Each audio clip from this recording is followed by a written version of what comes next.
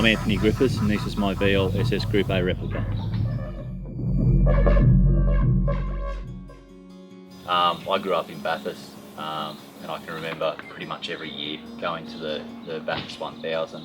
My old man was into cars. He used to do the same sort of thing, except he was doing it with Kingswoods, HX, HZs. I've always been around cars. I've always enjoyed working on them. I would much prefer building them myself and learning to have a go, as opposed to going and getting someone else to do it. So, I do it for me. I do it for my enjoyment, and to be honest, it keeps me out of my wife's hair, so she's pretty happy about that. Oh, my old man. It was pretty much no choice. Grew up around Holdens, and as I said, grew up in Bathurst, so a lot of influence from the V8 races. It was always going to be a V8. I suppose you're a Holden person or you're a Ford person, and the Holdens are what stuck with me. Something you can play with, like that VE that I've got. Don't get me wrong, it's a lot of fun. It's a lot more powerful than these cars will ever be. But I can't do anything with it. I can't play with it. All the electronics in it, pretty much as good as they're going to get type thing. With these, basically, you can start with, the thing I like about them is the look from that era, and they're a true, I suppose, with the Group A's, they were a true race car. They actually had some kind of history behind them. They had to make 500 of the cars to be able to race them on the track, whereas with your VEs and VFs and all the newer cars, well, pretty much since 91 onwards, there's been no requirement to do that. So these, I suppose, are really the real race cars, that sort of era. And you can see it with these cars, they look pretty much the same as they do body-wise on the track, as they do on the road. I think I just like the background of them. The first one took, it was April, what are we in? We're in 2014, so it was April 2012 was where I bought the first one, and I actually bought the original one of those that I bought was actually a white Brock replica. To be honest, in hindsight, I probably should have started with the Brock, because I pretty much had everything there that I needed to do. So from April to pretty much August last year, so you're talking around about 18 months to build it. The longest component of that was really, I suppose, me mucking around and sort of learning what needed to be done. I didn't do near as much on the first one myself as I did on the second one. A lot of it was I got someone else to do the interior and all that sort of work, whereas with this one, a lot of the interior, the fitting up of the motor, all that sort of stuff I did. So the first one took me 18 months. In August 30th last year was pretty much when it was finished and had its reg check done, which was a bit of a tough day. It was the first one that I built to that sort of standard. So in the past I've had VTs and VYs, and essentially what I do with them is, I'd buy them, get suspension done, get wheels done, and get a stereo done on it. That was pretty much the extent of what I did. This was the first, I suppose, starting from a gutted shell and doing everything that I wanted to it and having it the way that I wanted to have it. So yeah, this was really the first project, real project.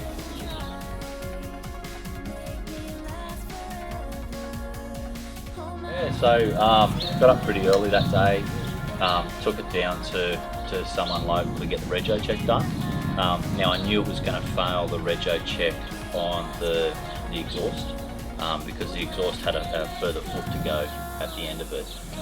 So essentially what we were doing was trying to get an unregistered vehicle permit to be able to drive the car and get the right exhaust put on it, and to get the full rego on it. So what happened was, it went down, it got its check. I got a call probably about 1:30 saying that the car had checked, that it had passed, apart from the engine, the exhaust noise, which we knew was going to be an issue. And I got the unregistered vehicle permit for it. So I had the paperwork, went into the motor registry, got the unregistered vehicle permit for it. The mechanic was near the registry, so I drove the car back. didn't flog it, didn't strap it. Like and I'll be honest with you, these cars are not powerful cars. The most amount of power it's got is probably 200 kilowatts in the engine, so it's not, and not just this one but the last one. They weren't built for speed, they were built for cruising. So anyway, I was driving back from Yass, just driving along the road. Like I said, lost drive power, as in it just started to slow down. It's as if basically the engine and stalk were cut out. So I pulled the car over to the side of the road, tried to start the car again, wouldn't start, so I jumped out of the car. I had heard a pop. I wouldn't even call it a bang, it was like a pop while I was driving along. Didn't even sound like a backfire, so didn't really pay too much attention to it. Jumped out of the car when the car had stopped. As you do when you get out of a car, the first thing you look at is the front of the car. There was nothing there, and then when I turned around, there was pretty much just smoke and flames coming out of the back of the car. For a second I looked at the back of it and I thought, oh, I'll rip my t-shirt off, or I might get a jumper or something like that, and I'll try and pat it and put it out. And this sort of all happened within about 20 or 30 seconds, so it's not like I was going to hang around and watch the car go up. The car had just been filled up with fuel, so I knew it had a full tank of fuel on board, and given that the flames were at the rear of the car, I've never seen a car fire before, so I didn't know if it was going to be a massive explosion or if it was just going to burn. So to be honest, I reached in the front of the car, grabbed my mobile phone, grabbed my keys, and to be honest, just walked up the road, probably 30 or 40 metres. At that stage, I didn't really know what to do. It was between Murrumbateman and Yass, so there was a good 15-20 minutes before anyone was going to get there, like a fire truck or anything like that. A lot of people have said, should have carried a fire extinguisher and that sort of stuff. Yep, I should have had a fire extinguisher, and this car has 2 fire extinguishers just in case. But in all honesty, a little 1 kilo fire extinguisher wasn't going to do anything that day.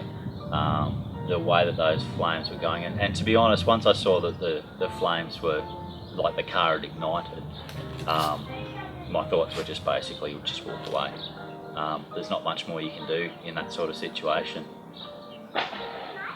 Excuse me, apart from walk away, because like I said, I'd never seen a car fire before, so didn't know if it was going to go bang, didn't know if it was just going to burn, no idea. To be honest, my concern after it had burnt for a couple of minutes is that because it was in, I suppose dry temperatures and there was a bit of a wind, where I pulled over was right next to a paddock.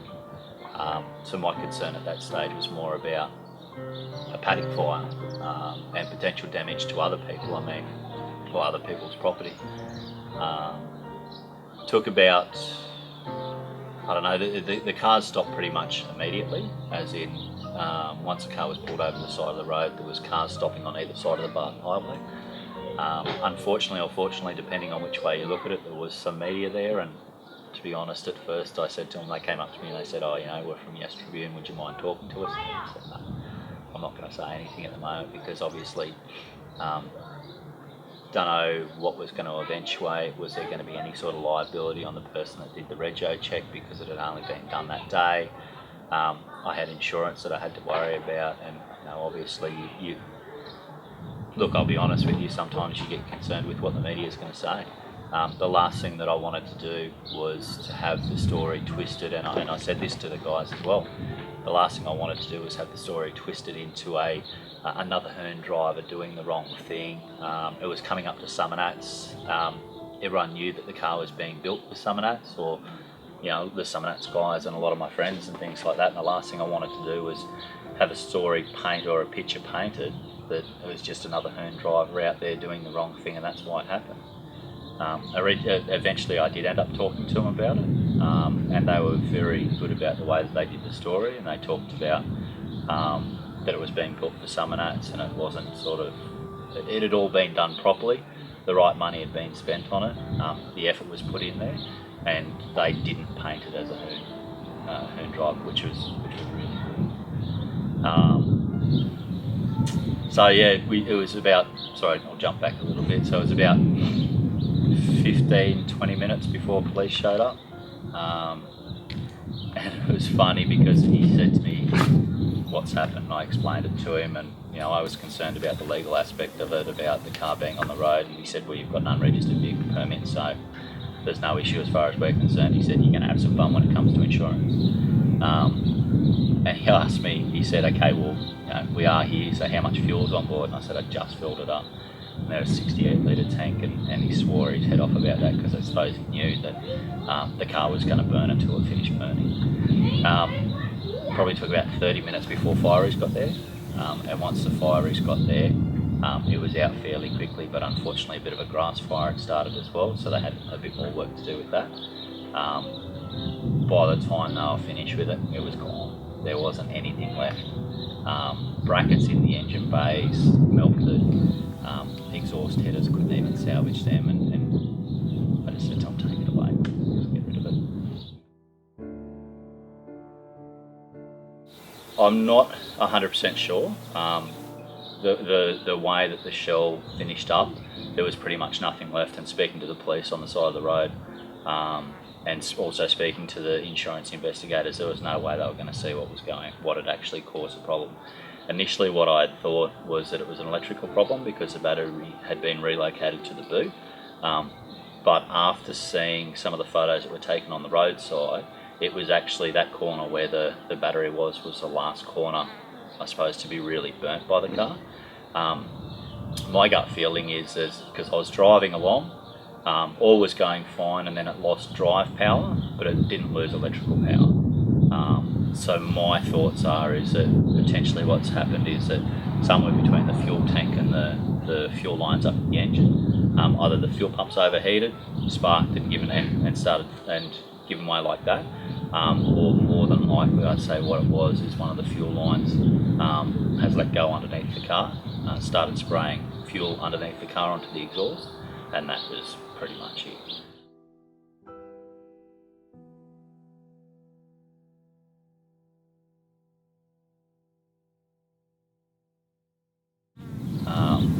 It was probably more my wife that decided than I did.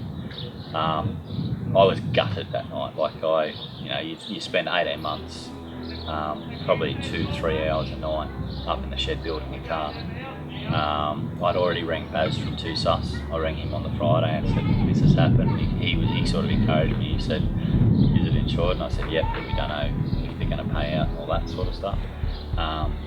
He said to me, he said, we've got a couple of months left. He said, I'll find you a shell, I'll build you another car, I'll get the shell done, you just source the engine, all the rest of it.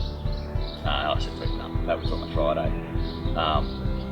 Saturday, I sort of, to be honest, had a bit of a shit, so basically started getting all the rest of the car parts that I had that were left over from the build, started throwing them out, getting rid of them, and I decided, on Saturday I wasn't going to do nothing. Sunday morning, and my wife Shannon sort of sat me down and said, we can't keep doing this. And I said, what do you mean? She said, well, you're not yourself, you're not happy, you're moping around the house. No, she said, I'm happy to have you down at the house, but it's not you and it's not us. She said, ring Baz and get another shell. So I rang him Sunday afternoon and said, all right, we're on, find me another shell. My only requirement for the shell was that it had to be original V8. Could have been a Calais executive or whatever it was, but it had to be an A. No particular reason for that apart from the fact that I suppose the first one was an original A, and when you have a look on car sales for trying to find VLs, you can find a heap of 6 cylinders, 30 or 40 turbos at any given time, and 5 or 6 8s. So that's why I wanted the A. It was the easiest thing out of the whole build was getting the panel paint and the body kit done, and I had pretty much every part ordered for the car, and while it was away getting panel and paint done, I was inside putting the wiring loom together for the dash cluster, getting the stereo stuff sorted out, getting the sub boxes done for the boot, getting the door clips made. When we sourced the donor car, which had the motor in it, once we got the motor out of the car, it wasn't in as good nick as we thought it was going to be, so it needed a bit of work to get it where it needed to be. Really the hardest time was probably early November, when the car had been back and it was in Gentech. So the car was back and the engine had been put back in, the computer was put back in, and it was in Gentech. And it seemed to be, like I said, it was there for a month. It seemed to be on a daily or every 2 days. There was another issue that I'd get a phone call about. There was another thing that needed to be done. There was a budget that was very, very clearly set, which was supposed to get all of the work done, and to be blunt, didn't get done. That was probably the time where I was closest to saying, no, not going to do it. The hardest time was when I got the final phone call from Gentech before I pulled the car out of there, saying that the injector ports for the twin throttles were too small. And basically when Gentech called me, they turned around and said, the dream's over, the car's not going to be done for Summernats, the injector ports are too small, and we've spent all the money that you said we were able to spend on it. That's when I was going to pull the pin on it, and that's when I was going to turn around and go, no, not going to do it.